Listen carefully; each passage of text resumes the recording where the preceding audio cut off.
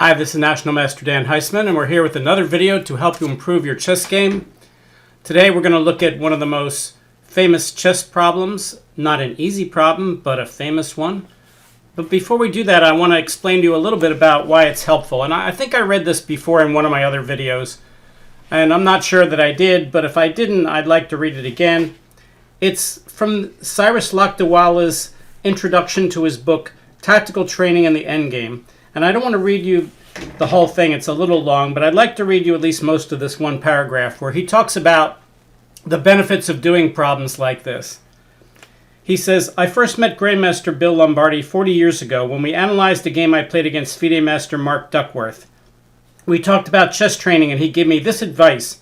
Go through books of composed mating problems and endgame studies.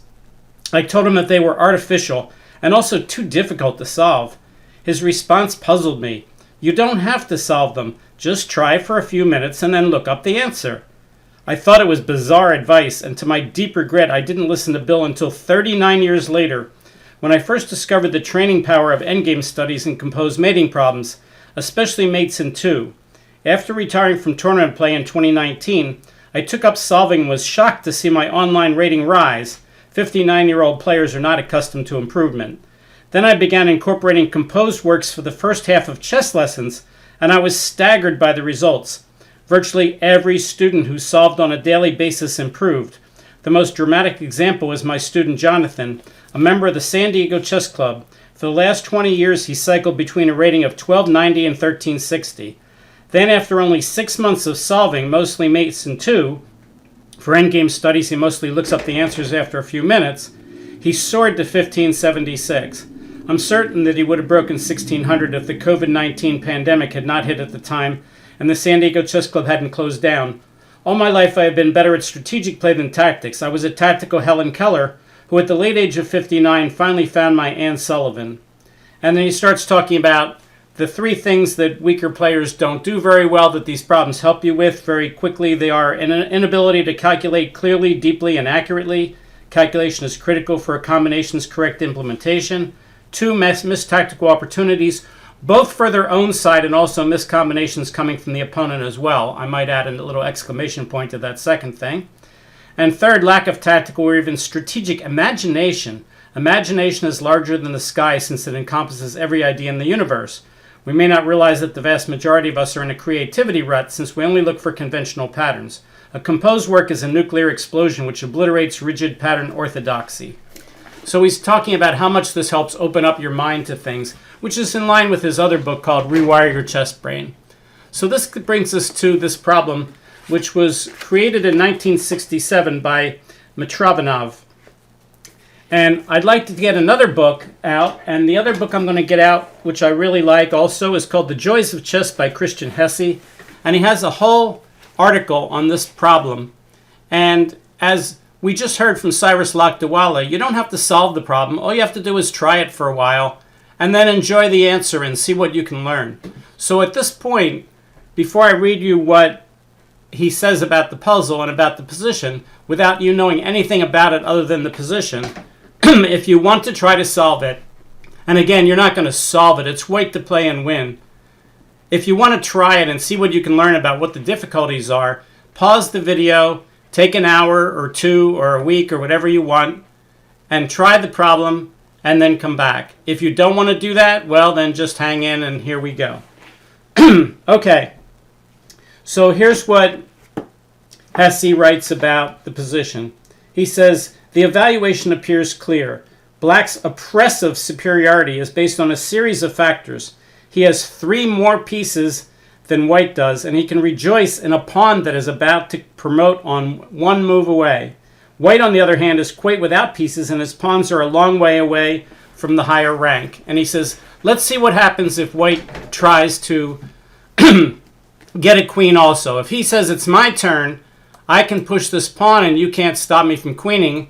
Your knight's on the wrong square, your bishop's the wrong color, so I can get a queen after you can get a queen. Let's say White tries that, and he gives the line G7. And now we could turn on the engine and see what the engine wants to do for Black. The engine says it's mate in 7. So he gives knight c4 check, which he gives in the book. King to a4 is the only legal move. Knight to b6 check. And now if the king comes back to a5 again, the knight will start on a path here to mate him. For instance, king a5, knight c2, g8 queen, and bishop to b4 checkmate. Okay, so let's go back. So after knight c4 check, king a4, then knight b6 check. White can play king to b3. Well, we just looked at that line. We don't want to look at that line again. King to b3. Now we can get that queen. If he wants to get his queen, go ahead. But black has a queen and 3 pieces around the king. Should be easy to checkmate him. Queen f3 check. Let's say king b2, queen a3 check. King b1, queen b3 check. And whichever way he goes, it's mate in 1. King a1, yeah, we can mate him with a knight. Knight to c2 mate. Okay, so that shows you some of the problems that white's facing in the position, which is he can't just say, well, you're going to get a queen, I'll get a queen. That kind of conventional thinking just doesn't work in this kind of problem. So now the question is, why should white try at all? Black's about to get a queen and he's got nothing. What can he possibly do? Okay, so let's look at the first move of the puzzle. Not surprisingly, if g7 doesn't work, we'll try b6 check. Okay, and now black's best move, let's turn the engine off, is to play king to a8 to hold out as long as possible. Okay, so now white says, oh, but now maybe when I get a queen it's with check. Maybe I have something I can do. And he plays g7. Black gets a queen. White gets a queen with check. And black, of course, has to play his only legal move, bishop to b8. But now what does white do? It looks like white's running out of ammunition. If white plays b7 check, then king a7, and there's nothing more. If he plays a7, then black can start coming in with his knight and cause problems. So let's take a look at that for a second. A7, that's the main line anyway. So a7, let's go over here and tell Lichess it's the main line. Make the main line. Okay, what should black do here? Well, he's going to play knight c6 check, which does two things. It not only checks the king out where the queen might be able to get to it, but it also attacks the pawn that's threatening to guard the bishop so that taking the bishop would not be made anymore. So knight c6 check. And now the question is, what should white do? Again, white has 1, 2, 3 legal moves. Now the one that looks the most promising is king to a6. But then the queen is going to be able to get in and check him. And that's going to be some problems. Okay? In fact, it's mate in 1. So instead, he takes the knight. Pawn takes knight. All right, but that opens up the 5th rank for the queen. And now black has queen takes h5 check. Okay. Well, what can white do here? Well, he's got 3 king moves, king to b4, king to a4, and king to a6. But they all seem like they don't work. Let's try some of them here. Let's say he plays king to a6. Then queen to e2 check, of course. King to a5. Queen to e5 check. King to a4. Queen to d4 check. King to b5. Queen to e5 check. And black gets a draw. Well, white's pretty happy to get a draw since at the start it looks like he was losing. There's only one problem with that, and that is it's a white to play and win problem, and white's not winning this position. It's a draw. Let's go back to where he took the knight. He took the knight. Black played queen h5 check. All right, so king a6 seems to be a draw.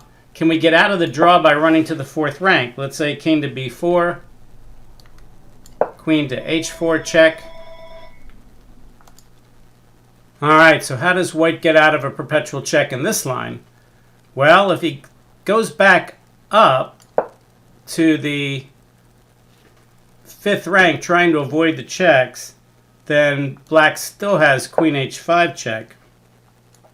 King here.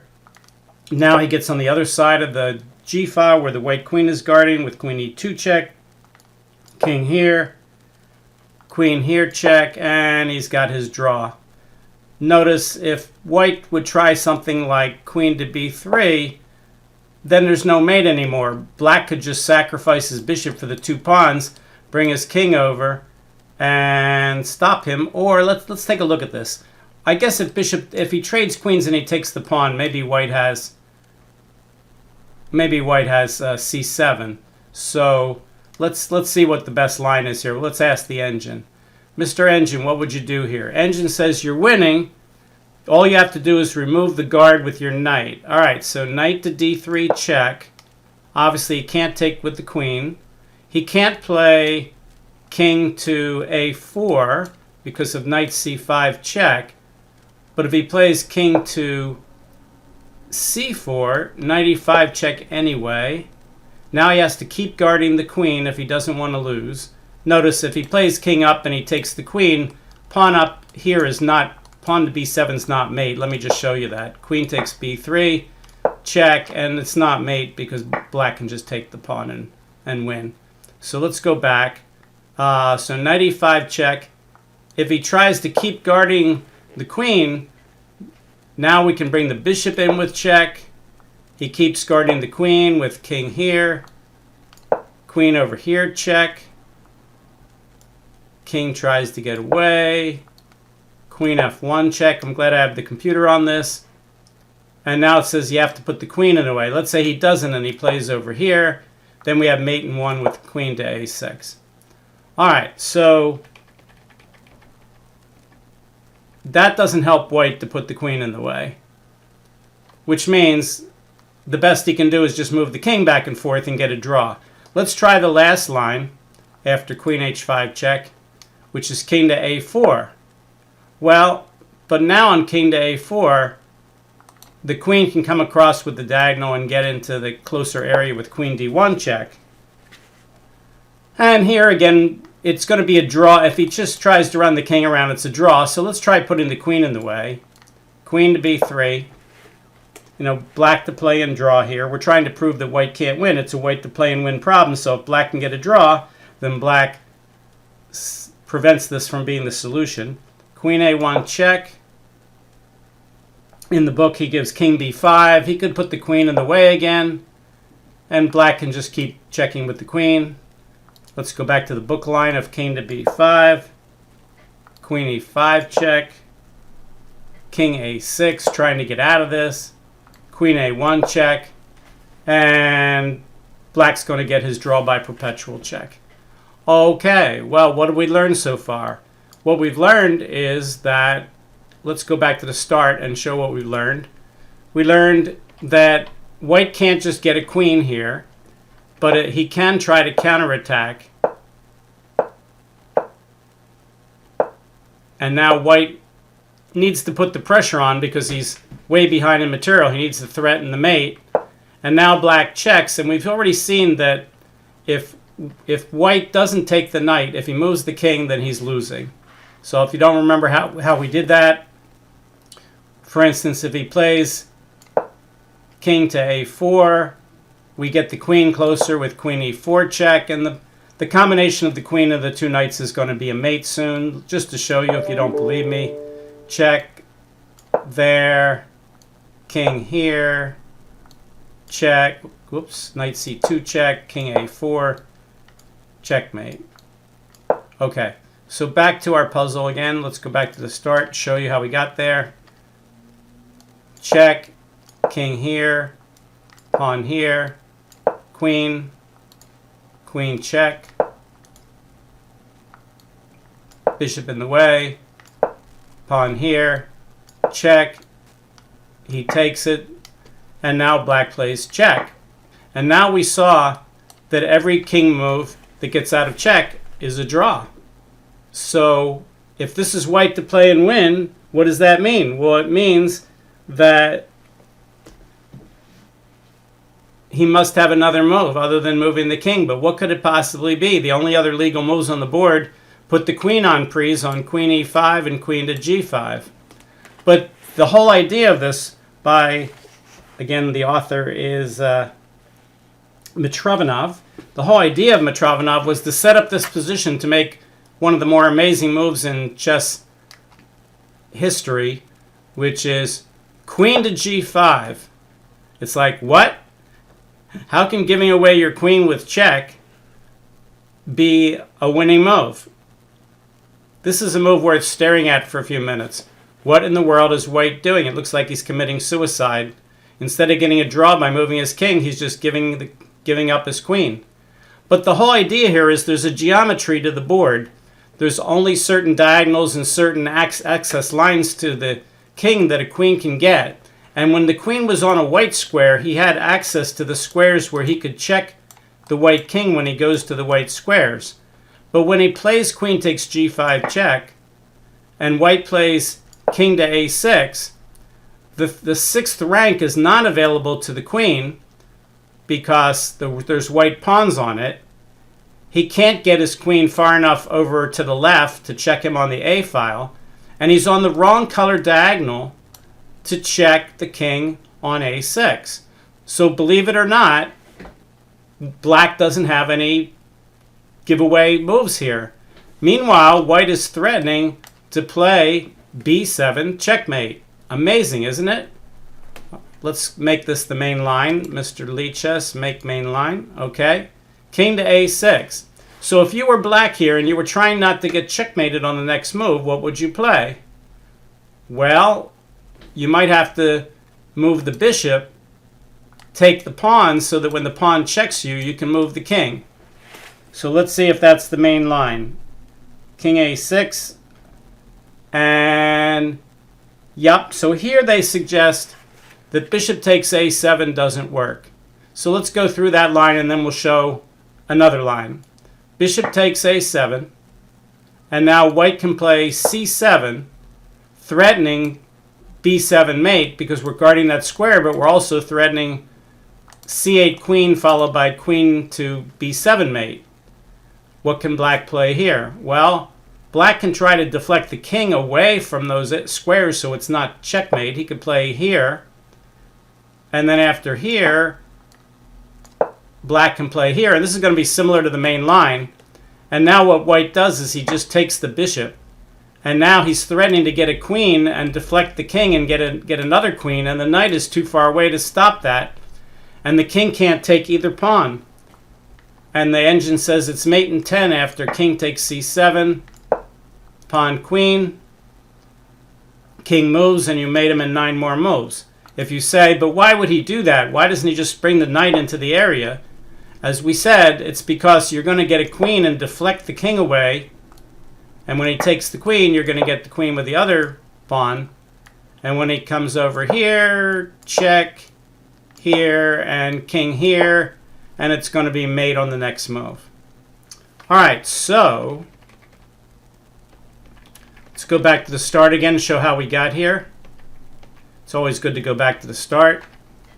All right, so we've seen b6 check, king a8, g7, h1 queen, g8 queen check, bishop b8, a7, knight c6 check, pawn takes, queen takes check, and now this amazing move, queen g5. That's the headliner. Queen takes check, king here. And we just looked at what happens on bishop takes a7. The main line, which is similar, is to play queen a5 check to deflect the king away from the mate. And after king takes a5, bishop takes a7. And now clearly pawn takes bishop doesn't work because king takes and the king can catch the other pawn. Pawn check doesn't work because the king can blockade it, and black's probably even winning with a king and a bishop and a knight against the king and the 2 pawns because he'll win the 2 pawns and then he'll checkmate with the bishop and knight. So b7 check doesn't work. and b takes a7 doesn't work, but the move is to play c7 again. This is just what we saw before, and now the only move that stops him from queening is king to b7, and now we take the bishop, and we'll make this the main line. Make main line. And now again, black can't take either pawn because the other pawn gets a queen, but white's threatening to get a queen, deflect the king, and then get another queen, and there's no defense to that. So it's going to be mate in 11. We could show the whole mate in 11 just for the fun of it. King takes c7. We get a queen that's not check. Black says, let me run to the middle of the board. Maybe I can reconnect with my knight. Queen to e4. Threatening the knight. Knight really doesn't have any great squares to go to. The engine says the best moves are knight d3 and knight c2. I don't think a human would do that. But you can see this is piece domination. What do I mean by piece domination? The knight only has 4 moves, and they're all guarded by the queen's diagonal moves. So the queen is going to win that knight. So the engine says the best thing black can do is give up the knight this way. Check. Run to the middle of the board.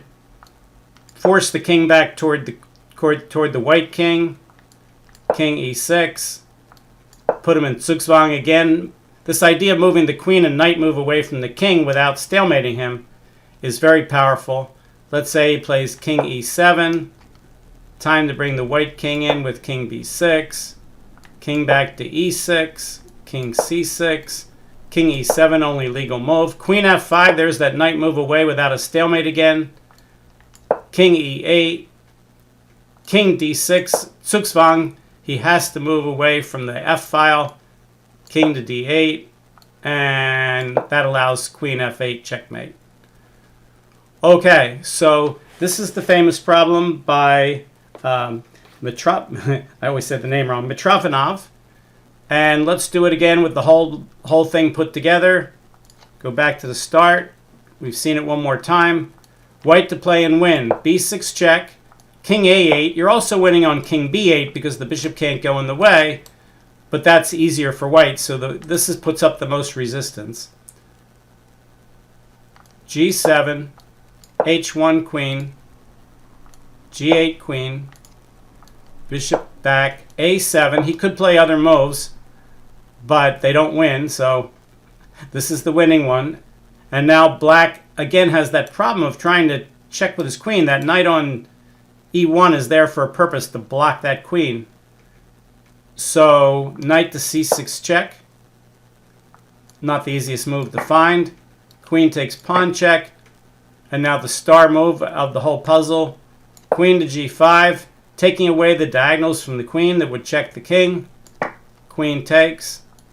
King a6. And now amazingly, there's no pin, there's no check, there's no nothing.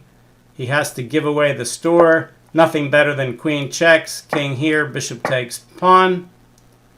Get rid of those lines. c7, threatening to get a queen, stopping him. Which pawn do you want to pick your poison? And now we have that mate in 11 or so, and we'll just play it out quickly. Move the queen and knight move away from the king without stalemating him. And checkmate. Okay, so this was in 1967. What was I doing in 1967? Well, I was a lot like Beth in The Queen's Gambit. I was lying down in bed reading my MCO 10, trying to learn how to play against all those other tournament players. It was my first full year of tournament play. At the start of the year, I had a 1385 rating. I think by the end of the year, I had a 1580 rating or something.